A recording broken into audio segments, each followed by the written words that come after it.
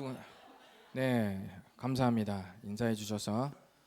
네, 1시간 전에는 봤지만 그래도 또 이렇게 인사를 해주시니까 꼭 처음 만난 것처럼 너무 반갑고 좋습니다. 아, 오늘 제가 찬양을 딱 들으면서 보니까 우리 현주 형제님이 일렉 기타를 쭉 치시는데 여러분 저 일렉 기타가 어떻게 생겼는지 아세요? 이 예상 못했는데. 어, 너 모르면서 지금 손 든 거지? 안다고? 그래? 어, 지금은 제가 알기로는 아마 몇만 명에서 몇십만 명으로 구독자가 생긴 그 극동방송 유튜브 채널이 있어요. 근데 극동방송 유튜브 채널 시작할 때 유튜브 극동방송에도 이벤트를 했었거든요. 그래서 댓글을 달아주고 정말 이 일렉 기타가 필요한 교회에 전달하고 싶다. 근데 거기에 댓글을 한국 교회가 다 달았습니다. 수많은 한국 교회가 다 달았지만 그 중에서 저희 교회가 당첨이 됐습니다. 그래서 제가 극동 방송에 친히 가서 극동 방송에 가서 하여튼 그 목사님의 그 생각 안에서 항상 놀아 너희들은 거기서 제가 가지고 왔습니다. 그리고 난 뒤에 한 1년 정도 그냥 이걸 연주할 사람이 없어서 제가 꼭 필요하다고는 했는데 연주자가 없다 보니까 한 1년 넘게 좀 이렇게 창고에 방치가 되어 있었어요. 근데 이렇게 오늘 이렇게 기쁘게 기타가 쓰여지는 걸 보니까 너무 감회가 새롭고 참 좋습니다. 그럼 또 뭔가 우리의 인생을 또 한번 생각해 봅니다. 뭔가 쓰임 받을 곳이 없는 것 같아서 창고에 내팽개쳐진 혹시 그런 인생이 있으시다면 언젠가 그 날이 올 것입니다. 네, 그리고 창고에 있어도 여러분은 소중합니다. 그러니까 언제든지 희대와 소망을 가지고 나아가시기 바랍니다. 아이를 키우고 있는 어떤 가정을 제가 이렇게 쭉 관찰을 하니까 아빠가 아기를 너무 사랑하는 거예요. 막 물고 빨고 또 빨고 물고 또 막 핥고 막 엉덩이도 한 입 베어 묻고 볼도 한 입 베어 묻고 막 해서 애가 막 다 뜯긴 채로 막 이렇게 너무 있는 거예요. 다 덕지덕지. 아빠가 너무 아기를 너무 사랑하는 거예요. 그래서 제가 좀 어쩜 저렇게 아빠가 아기를 예뻐할 수 있냐며 제가 감탄을 했습니다. 그랬더니 그런 말을 했더니 아기 엄마가 옆에서 저한테 그러는 거예요. 10분이에요. 10분. 나 그럽니다. 퇴근해서 10분만 딱 베어 먹고 그다음에 10분이 지나면 너무 힘들어한다는 거예요. 너무 힘들다. 에너지 다 썼다. 이렇게 해가지고 그다음부터는 이제 잘 때까지는 내 엄마가 봤다는 그런 가슴 아픈 이야기가 이렇게 있습니다. 우리가 너무 좋아하고 설레고 행복한 순간들이 많이 있는데 그 마음이 식지 않고 계속되는 거는 진짜 어려운 일입니다. 그래서 도중에 포기하고 싶은 마음이 듭니다. 저는 이런 모습들이 우리의 한계가 아닐까 생각합니다. 목회자인 저부터 우리 모든 분들에 이르기까지 도중에 이런 포기하고 싶은 마음이 드는 게 우리의 어쩌면 한계다라는 생각해 봅니다. 우리 아이들도 처음에 뭔가 장난감을 막 샀을 때는 어때요?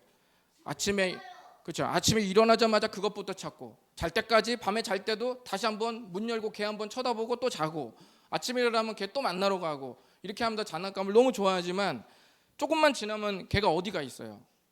걔가 예쁜 케이스에 담겨서 거기 있어요. 그 케이스가 어디냐면 휴지통이에요. 그 걔가 언젠가는 거기 가 있는 거예요. 근데 그걸 관심 받기야. 심지어 엄마가 버려도 버렸는지조차도 몰라. 그 정도로 관심이 없어지는 거예요. 그러니까 우리가 무엇인가를 또는 누군가를 오랫동안 기억하고 계속 사랑한다는 것은 결코 쉬운 일이 아닙니다. 그런데 성경을 보면 하나님께서 우리를 오랫동안 기억하시고 사랑하고 계신다고 말씀하십니다. 하나님은 우리가 생각할 때 상상할 수 없을 만큼 오랫동안 우리를 사랑하십니다. 그것을 어떻게 알 수 있을까요? 성경을 통해서 알 수 있습니다. 바울은 갈라디아 교회 성도들에게 당대로부터 약 2000년 전 사람인 아브라함 이야기를 자주 꺼냈습니다. 몇 주 전에도 들었죠. 자주 꺼내서 얘기를 해줬습니다. 왜 오래된 얘기를 자꾸 꺼낼까요? 오늘날도 옛날 얘기를 자꾸 꺼내면 아이들이 좋아해요, 싫어해요? 아이들이 싫어하죠. 얘야 아빠 때는 말이다 이렇게 하면 싫어하는데, 이 사도 바울은 자기 때도 라때도 아니고 2000년 전 얘기를 계속 꺼낸다고 했을 때 그것이 별로 재미가 없을 수도 있는데, 왜 바울은 계속 그 2000년 전 그 아브라함 이야기를 자꾸만 꺼낼까요? 그 이유를 좀 살펴보시겠습니다. 먼저 오늘 말씀 다 같이 한번 읽어보겠습니다. 시작. 아브라함의 복이 이방인에게 미치게 하고 또 우리로 하여금 믿음으로 말미암아 성령의 약속을 받게 하려 함이라. 아멘. 14절 오늘 말씀에도 보면은 또 아브라함이 또 나옵니다. 우리가 읽은 14절에 아브라함이라는 인물이 나오는데, 여러분 혹시 몇 주 전에 나누었던 아브라함 이야기 대강 기억하시나요? 아멘. 자, 그래서 복습을 하려고 아예 원고를 써왔어요. 여러분이 그럴 것 같아서 여러분은 제 예상을 빗나간 적이 없어요. 창세기 12장 1절을 보면 하나님께서 아브라함에게 나타나셔서 너에게 익숙한 사람, 너에게 익숙한 곳을 떠나서 내가 너에게 보여줄 땅으로 가라고 명령했을 때 아브라함의 마음은 마냥 신나고 좋을 수만은 없었습니다. 특히 고대 시대는 지금보다 훨씬 위험 요소가 많았기 때문에 아무 정보도 없이 말씀만 믿고 선택하기란 결코 쉬운 일이 아니었습니다. 창세기 12장 4절을 보면 그렇지만 그럼에도 불구하고 아브라함은 하나님의 말씀을 신뢰하고 당당히 위험을 감수하고 모험을 하기로 선택했습니다. 하나님은 그러나 아브라함에게 내가 너에게 큰 민족을, 아브라함의 아내가 임신을 못함에도 불구하고 내가 너에게 큰 민족을 이루게 해주겠다는 약속도 아울러 주셨습니다. 그렇게 몇 년 정도가 흘렀냐면 10년 정도가 흘렀어요. 10년 정도 흐르면 이제 아이가 막 이렇게 출산하고 막 그랬을 법도 한데 10년 정도가 흘렀는데도 아무런 변화가 없었습니다. 아브라함은 당차게 모든 위험을 감수하고 주님의 말씀을 신뢰하면서 선택했고 그 길을 10년이나 걸었고 위대한 발걸음을 뗐지만 아무 일도 일어나지 않았습니다. 아브라함의 믿음은 점점 작아져만 갔고 불안해지기 시작했습니다. 그러던 어느 날 하나님께서 아브라함에게 찾아오셨습니다. 하나님께서 아브라함을 축복하면서 아브라함아 두려워하지 말거라, 나는 너의 방패다 라고 말씀하십니다. 방패라는 말은 내가 너의 보호자가 될 것이라는 말입니다. 그렇지만 아브라함은 이미 믿음이 아주 그냥 쪼그라질 대로 쪼그라지고 아주 약해지고 하나님께 너무 서운한 마음이 가득한 상태였습니다. 그래서 화가 나 있는 이 아브라함은 빈정대는 말투로 하나님께서 큰 민족을 이루게 하시겠다고 하셔놓고 10년 동안 아무것도 안 해줬잖아요. 그래서 저는 우리 집안일 성실하게 도와주는 엘리에셀이라는 애가 있는데 그 애를 저의 상속자로 삼겠습니다. 저의 아들로 삼겠습니다. 하나님께서 아들 안 주시니까, 자녀를 안 주시니까 이 엘리에셀을 제 아들로 그냥 삼을 겁니다 라고 빈정대는 말투로 하나님께 대답했습니다. 하나님은 10년이 지났는데도 아무 일도 일어나지 않아서 믿음이 쪼그라지고 작아진 아브라함을 책망하시지 않고 이해하셨어요. 그리고 아브라함의 손을 잡고 어디로 나갔죠? 밖으로 나갔습니다. 아브라함의 손을 잡고 밖으로 나갔어요. 이걸 마치 영화로 하면 이때 이제 부금이 깔리는 거죠. 로맨틱한 부금이 딱 깔리면서 하나님의 손에 이끌린 아브라함이 바깥으로 탁 나가는 거죠. 밤하늘에 뭐가 빛납니까? 밤하늘에 무수한 별들이 빛났습니다. 아브라함이 반짝이는 별들을 막 보면서 별 하나, 별둘, 별셋 세고 있을 때 하나님께서 말씀하셨어요. 네 자손이 이와 같을 것이다. 그 순간 약해졌던 아브라함의 믿음이 되살아났습니다. 아브라함의 문제는 믿음이 작아진 것도 문제지만 정서적으로 이 감정이 위축된 것도 문제였어요. 그러니까 밤하늘의 별을 볼 때 마음이 확 펼쳐지고 거기에 하나님께서 이 열린 마음에 이 자손이 이와 같을 것이라고 아낌없이 다시 믿음의 약속을 열린 마음 가운데로 심어주니까 아브라함이 갑자기 쪼그라들고 작아졌던 믿음이 갑자기 되살아났어요. 마치 그 꺼진 불씨에 마치 부채질에 바람을 막 이렇게 불어넣어서 같이 활활 타오르는 불이 된 것처럼 아브라함의 마음이 이제는 서운하고 작아진 그런 마음이 아니라 주님께서 불어넣어 주신 이 자손이 이 별과 같이 될 거라는 그 얘기를 듣고 믿음이 되살아났어요. 그런 후에 하나님께서 말씀하십니다. 이 기록은 중요하니까 우리 다 같이 한번 읽어보겠습니다. 시작.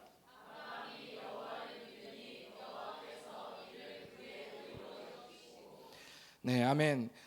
하나님은 아브라함이 다시 주님을 굳게 믿게 된 그 모습을 보고 뭐라고 말씀하시냐면 성경에 아브라함이 그 순간에 여호와를 믿으니 여호와께서 그를 의로 여기셨다라고 이렇게 말씀하셨습니다.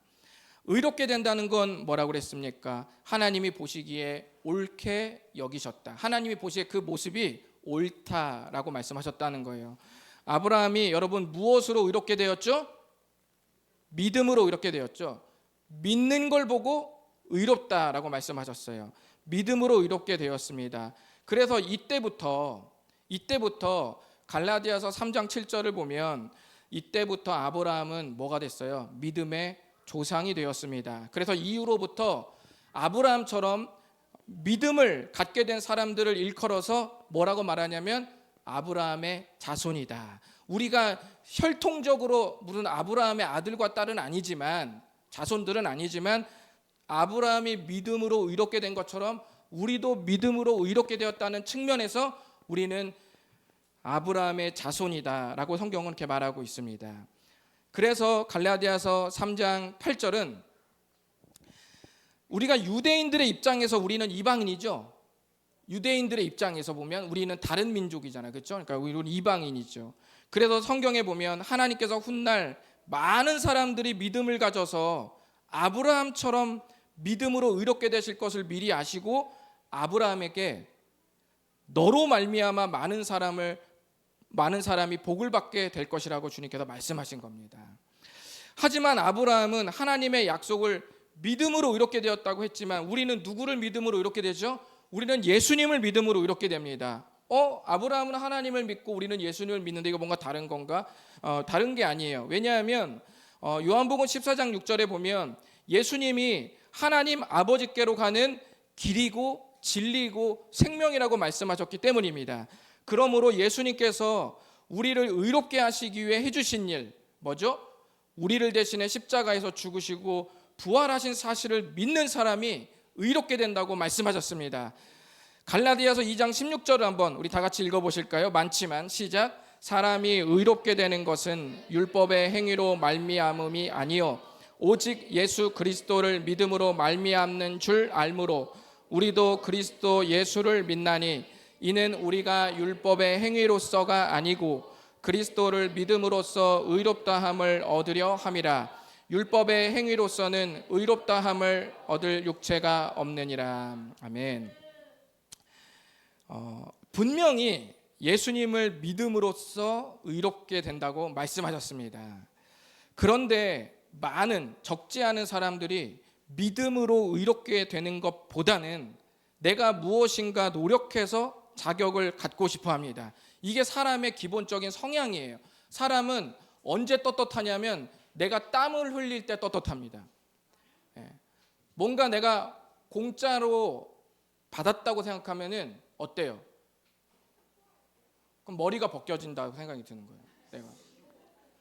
그리고 내가 이제부터는 저 사람에게 내가 공짜로 받았으니 저 사람을 만났을 때 어때요? 자신감이 없는 거예요. 저 사람이 공짜로 받았으니까. 저 사람이 나한테 공짜로 줬기 때문에 난 신세를 진 사람이고 저 사람은 나한테 뭔가를 다 줬기 때문에 내가 저 사람에 가면 어때요? 꿀리는 거죠. 그리고 왠지 미안한 마음이 들어요. 그러니까 자신감이 없고 그렇죠. 그래서 사람은 기본적으로 내가 좀 당당하려면 뭘 해야 돼요? 땀을 흘려야 돼요. 내가 수고를 해야 그 다음에 그 문제에 딱 다다랐을 때 그 일을 딱 우리가 만날 때 어때요? 자신감이 있는 거예요. 왜냐면 나도 했다. 나도 땀을 흘렸지 않냐?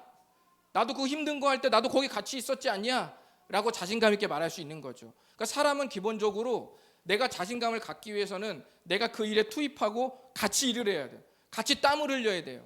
같이 고생해야 돼요. 그래야지만 자신감이 생깁니다. 그런데 믿음으로 의롭게 되는 것은 내가 하는 게 없는 거예요. 내가 하는 게 없고 예수님으로부터 온전히 받는 거예요. 그러니까 그게 내 성향하고 너무 안 맞는 거예요. 사람의 마음하고 너무 안 맞는 거예요. 내가 자신감을 가지려면 내가 막 같이 투입이 돼야 되는데, 믿음으로 의롭게 되는 것은 온전히 다 받는 거거든요. 100% 그냥 받아버리는 거예요.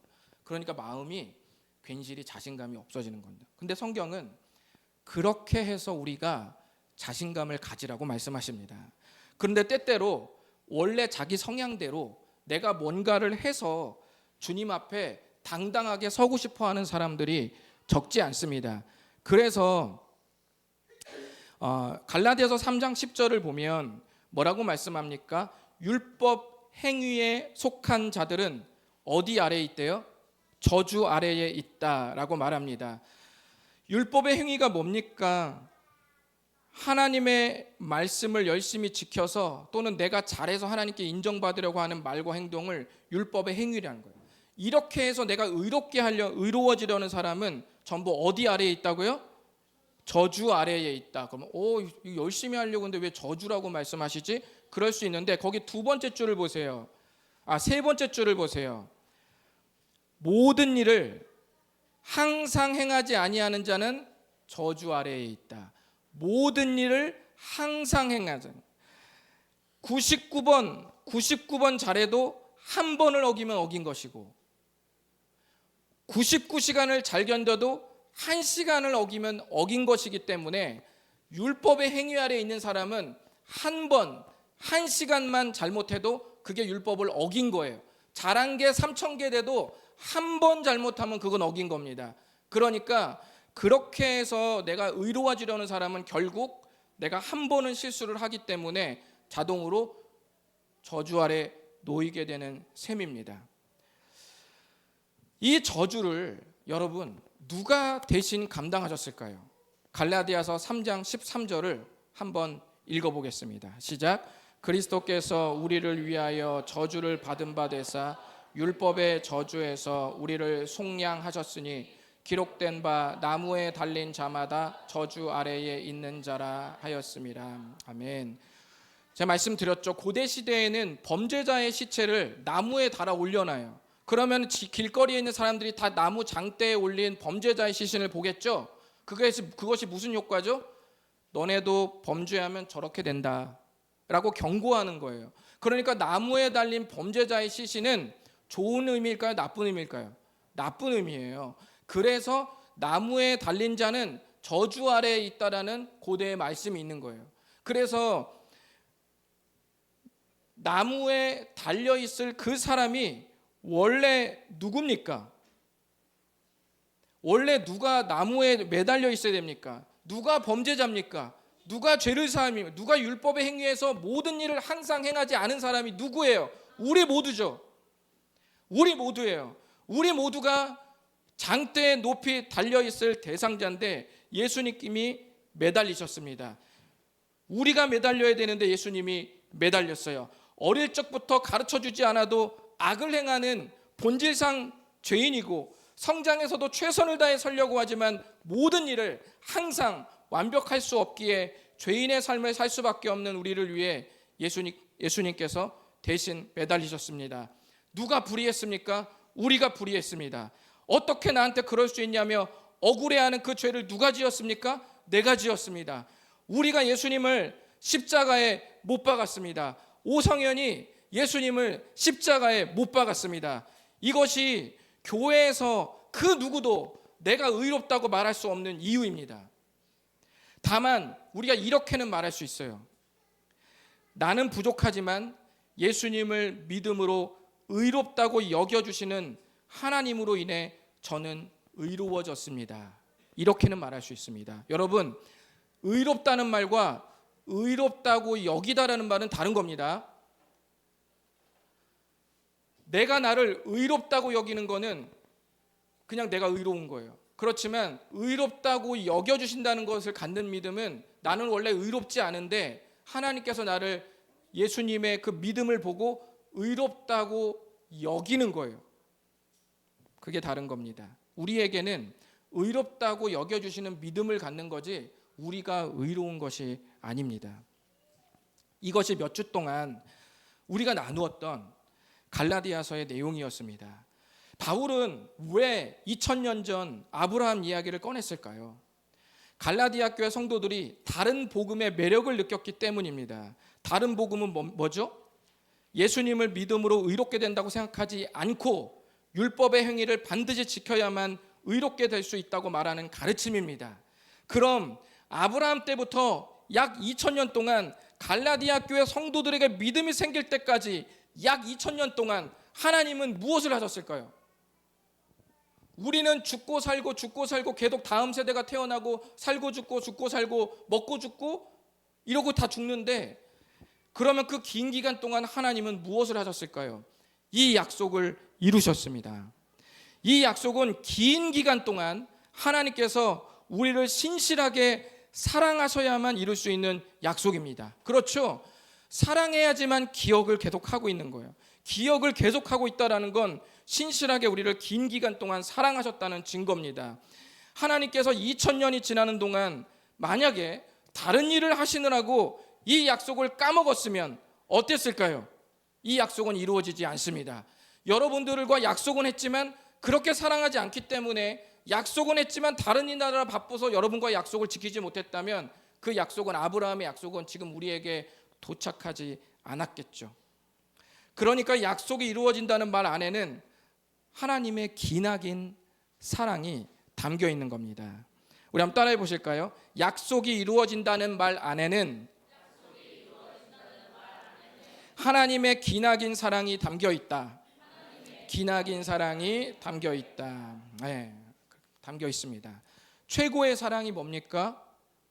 확 불타오르다가 확 꺼지는 사랑이, 뜨거운 최고의 사랑이 아니라 동일한 사랑이 긴 시간 동안 변함없이 계속되는 게 최고의 사랑입니다. 그래서 우리가 예수님을 한결같이 믿는다는 말은 예수님을 사랑한다는 말과 같은 의미입니다. 예를 들면 이런 법은 없어요. 나는 한결같이 믿음이 있는데 예수님을 사랑한 적은 없다, 이런 말은 없어요. 예수님을 사랑하는 마음이 많이 식어지고 작아졌는데 내 믿음에는 변함이 없다, 이런 건 없습니다. 예수님을 믿는다는 말 안에는 예수님을 사랑한다는 말이 거의 같은 의미예요. 이 두 개가 같이 가는 겁니다. 그러므로 예수님을 믿는 사람은 하나님스러운 성향이 우리에게 다가옵니다. 하나님이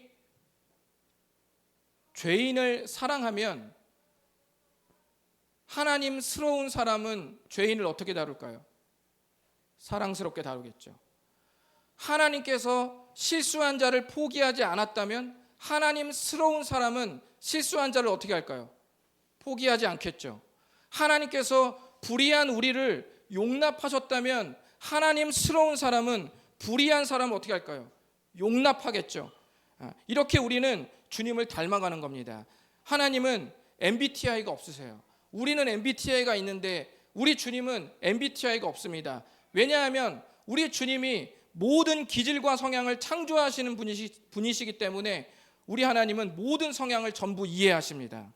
그렇기 때문에 예수님을 믿으면 우리도 모든 성향을 이해하는 방향으로 나아가는 겁니다. 이 일을 누가 도와주십니까? 성령 하나님이 도우십니다. 그것이 바로 오늘 말씀이에요. 그렇죠? 우리 오늘 말씀 다시 한번 읽어볼까요? 시작. 이는 그리스도 예수 안에서 아브라함의 복이 이방인에게 미치게 하고 또 우리로 하여금 믿음으로 말미암아 성령의 약속을 믿게 하려 함이라. 아멘. 바로 오늘 말씀에 있습니다. 예수님 안에서 아브라함의 복이 우리에게 다다르게 하는데 그 아브라함의 복 중에 하나가 뭐예요? 성령의 약속을 받게 하신다. 그게 복이라는 거예요. 성령님이 도대체 우리 안에서 뭘 하시길래 그게 복일까?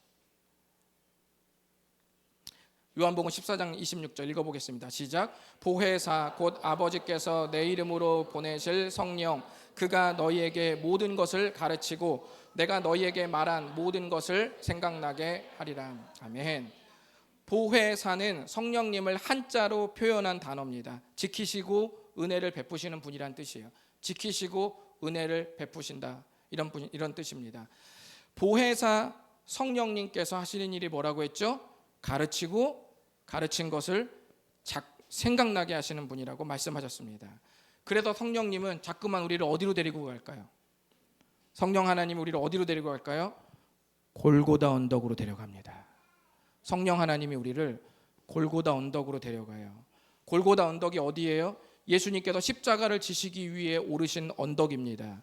한때는 제자들이 전부 도망쳤던 그곳, 내 모든 것이 부정당하는 것 같아서 결코 인정하고 싶지 않았던 그곳, 내가 죄인임을 깨달아 극심한 절망감을 느꼈던 그곳으로 성령님이 우리를 데려가십니다.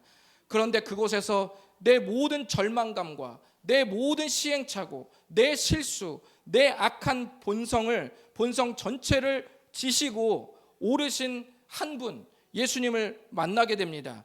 그곳에서 지금까지 내가 나름대로 잘 살아왔다는 내 의, 내가 나름대로 반듯하게 살아왔다는 내 의는 허물어지고 나를 위해 대신 죽으신 예수님으로부터 주어진 새로운 의를 옷으로 입게 됩니다.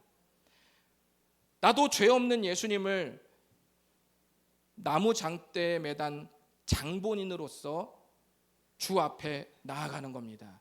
옛날에는 사람들이 못 박히는 장면을 내가 삼자로 이렇게 지켜보면서 정말 예수님이 대단하신 분이구나 이렇게 생각했지만, 그러나 성령 하나님께서 우리를 골고다 언덕으로 데려가면 내가 이렇게 발짱 끼면서 그 십자가에 못 박히는 장면을 보는 게 아니라 그 현장에서 못을 던져서, 이 돌을 던져서 예수님을 던지던 사람이 누구예요? 나라는 거예요. 그게 성령 하나님께서 우리 안에서 보면 내가 그걸 지켜보는 게 영화처럼 보고 있는 게 아니에요. 저 현장에 저 매달릴 때까지 피 흘리고 소리 지르고 못을 박는 걸 보면서 괘씸하다, 마땅히 받을 만한 못이었다라고, 박힐 만한 것이 박혔다라고 말하고 돌을 던져서 함께 십자가 처형에 동조했던 사람들이 바로 내 자신이라는 것을 발견한다는 사실입니다. 그곳에서 우리는 비로소 나를 보고 너를 보며 우리를 새롭게 봅니다. 나도 너도 우리 모두 예수님의 피로 값주고 사신 존귀한 사람들임을 발견합니다. 십자가의 사건은 단 한 번이지만 그 모든 일을 반복해서 경험시키는 분이 바로 성령 하나님이십니다. 우리는 신앙생활 하다가 수없이 포기하고픈 위기를 맞으며 한 걸음 한 걸음 주님 앞에 나아오고 있습니다. 하나님께서 우리를 기나긴 시간 동안 사랑하고 계신 그 은혜를 우리가 받았기에 자연스럽게 우리도 누군가를 사랑하는 유통기한이 늘어나게 됩니다. 우리에게 기나긴 사랑, 즉 장애가 없다면 그것이야말로 진짜 장애입니다. 몸이 불편한 것보다 편견을 갖는 것, 자기중심적으로 사는 삶이 어쩌면 더 큰 장애라는 말입니다. 제가 아는 목사님 중에 장애 부서를 맡고 계시는 목사님이 계세요. 그 목사님이 맡고 계신 부서에는 전부 이 뇌병변 장애를 가진 친구들이 있습니다. 다 거기 부서에 사는 친구들이 전부 뇌병변 장애를 가진 친구들이에요. 뇌병변 장애란 뭘 말하냐면 뇌에 손상이 생겨서 신체 기능이 자유롭지 못하게 되고 어떤 경우에는 의사소통이 제대로 되지 못하는 걸 말합니다. 이 목사님께서 뇌병변 장애를 가진 친구들에게 말씀을 전하시는데 이런 말씀을 하셨어요. 만약 예수님께서 이 교회를 방문하신다면 아마도 그 예수님은 우리가 예배를 드리고 계신 이곳에 가장 먼저 찾아오셔서 너희들을 반겨주실 것이다 라고 그렇게 말씀하셨습니다. 이렇게 말씀을 하니까 뇌병변 장애를 이렇게 같이 케어하면서 예배를 드리고 있는 교사와 엄마들이 눈물을 막 흘리시더라는 거예요. 장애 아이를 키우는 부모님들이 겪는 서름, 편견, 희생의 그 숨겨진 수많은 이야기를 우리가 어떻게 다 이해할 수 있겠습니까? 이 아이들은 혼자서 생활할 수 없기 때문에 부모님들이 24시간을 아이와 함께 하면서 아이와 함께 같이 늙어간다고 합니다. 그래서 이 아이들을 향해서, 이 아이들이 장애를 가진 아이들인데 이 아이들이 장애를 받는다 이렇게 말한대요. 이 아이와 함께 늙어가면서 끝까지 부모님이 24시간 함께 하면서 정말 기나긴 사랑을 엄마가 아이에게 쏟아부어 준다는 의미로 정말 장애를 받는다 이렇게 얘기를 하더라고요. 짧은 사랑은 어떤 의미에서 쉽습니다. 빨리 뜨겁게 치고 빠지는 사랑은 어떤 의미에서 쉬워요. 하지만 기나긴 사랑, 오랫동안 한 사람을, 오랫동안 한 공동체를 사랑한다는 것은 매우 어려운 일입니다. 그 세월 동안 일어나는 서름, 편견, 갈등, 아픔은 말로 표현할 수 없기 때문입니다. 우리와 영원토록 함께 하시는 성령 하나님께서 여러분이 포기하지 않도록 도우실 것입니다. 첫사랑도 좋지만 끝사랑에서 우리는 예수님을 더 진하게 만날 수 있습니다. 유월절 전에 예수께서 자기가 세상을 떠나 아버지께로 돌아가실 때가 이른 줄 아시고 세상에 있는 자기 사람들을 사랑하시되 끝까지 사랑하시니라. 끝사랑, 그것이야말로 교회가 세상을 향해 보여줘야 되는 그리스도인의 사랑입니다. 기도하겠습니다. 이 시간 눈을 감고 기도하시면서 우리 한번 마음속에 주님 앞에 헌신하며 나가겠습니다. 우리가 무엇을 받았습니까? 우리 주님으로부터 정말 오랜 동안 변치 않는 한결같은 사랑을 받았습니다. 여러분, 약 2000년간의 역사를 우리가 보지 않았습니까? 2000년 전 아브라함이라는 사람에게 나타나셔서 해주신 그 약속이 2000년이 지나 갈라디아 교회 성도들에게도 변함없이 믿음으로 의롭게 되는 그 사람을 결국 나타나게 하면서 그 약속을 이루지 않았습니까? 2000년 동안 그 약속을 까먹지 않으시고 신실하게 그 백성들을 사랑하셨기 때문에, 신실하게 우리를 사랑하셨기 때문에 그 약속을 고스란히 이루시는 그 신실하신 하나님의 사랑을 보면서 그 신실한 사랑 안에 우리가 소망을 가지고 다시 생명을 누리지 않았습니까? 그 사랑이 아니었다면 우리가 오늘 이 자리에 있기가 어렵지 않습니까? 우리 한번 다시금 주님 앞에 나아갔으면 좋겠습니다. 우리가 긴 사랑, 장애를 받았습니다. 큰 사랑을 받았습니다. 오랜 동안 사랑을 받았습니다. 이제 우리는 그 사랑 안에서 쉼과 평안을 누리고 있습니다. 주님, 내가 예수 그리스도를 닮게 도와주시옵소서. 주님을 닮게 도와주시옵소서. 주님, 성령께서 날마다 데리고 가시는 그 골고다 언덕에서 나를 새롭게 시작할 수 있도록 도와주시옵소서. 나의 마음속에 생겨나는 수만 가지, 수억 가지 생각에도 불구하고 성령께서 데려가시는 골고다 언덕에서 나의 모든 존재와 나의 모든 인생의 첫 출발을 새롭게 함으로 말미암아 예수 그리스도께서 끝까지 나를 사랑하신 그 사랑 안에서 다시금 나의 삶을 꿈꾸며 계획하는 우리가 되도록 다 같이 기도하며 주님 앞에 나아가시겠습니다.